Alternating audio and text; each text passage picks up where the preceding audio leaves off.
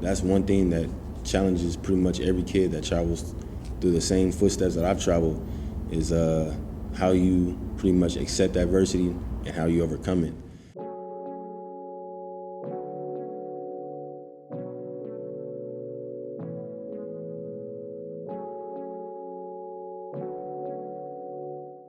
I was raised with three brothers. My father, Bierria, died when I was 8 years old from cancer. My mother, Simone Bierria, was addicted to drugs growing up. So most of my childhood, she was not around. But she just beat that in leukemia. So now I got my mother back. So during this time, I was raised by my grandparents, Michelle Whitmore and James Whitmore, in Carson, California. Me and my brothers, we raised each other because that's all we had. We didn't really have too many father figures, so we leaned on each other. My career started in high school. I was one of those kids that didn't have great grades. My junior year, my senior year, I had to bust my butt to get 4.0s both years just to qualify to accept the scholarship. I mean, I was one of those kids that dominated the football field, but at the same time, I had to dominate the classroom. And in knowing what I could do and what I had the opportunity to do, I mean, it changed my life. I actually was accepted by the university before I got the official scholarship because of my grades. I mean, they see the transition I made, what I was trying to do. Once they found out about my story,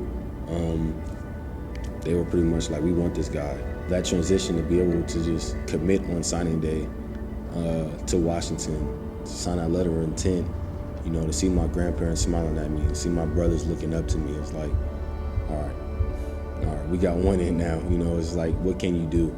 It's like, what are you gonna do with it? But from there, you know, I just kept succeeding.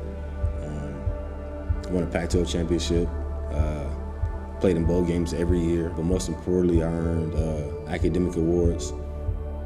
After my last bowl game against Penn State, I was told that I had a potential chance of getting drafted high in the draft in the NFL Combine in 2018. Leading up to the draft, I was kind of nervous. You know, I'm not like a super fast guy or, you know, well-toted guy or, you know, one of the top linebackers in the draft. All these things are running through your mind as you're training. And it's a lot of things you got to get done. But, you know, the one thing about the draft process I remember is like I was able to work on myself, to transform my body, and to focus on what I wanted to do, what I wanted to get done. When draft day came, you know, I'm sweating bullets. I'm just like, you know, I don't know when I'm going to get drafted. Day one goes by, day two, day three, I'm getting drafted, 6th round, boom. Keishawn, how you doing?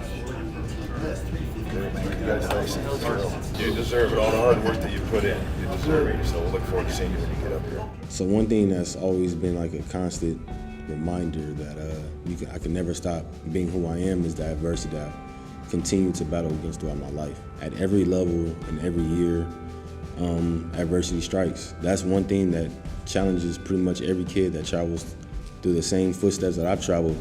There are always going to be people around you that support you, that want you to succeed, but there's always going to be people around you that don't want the best for you, don't want you to succeed, and don't believe in the same dreams you believe in. You know, I mean, we're all human, we all dream, but we all don't dream the same dream. And, you know, and that's important to understand that you always have to choose your battles and do what you know, are born to do.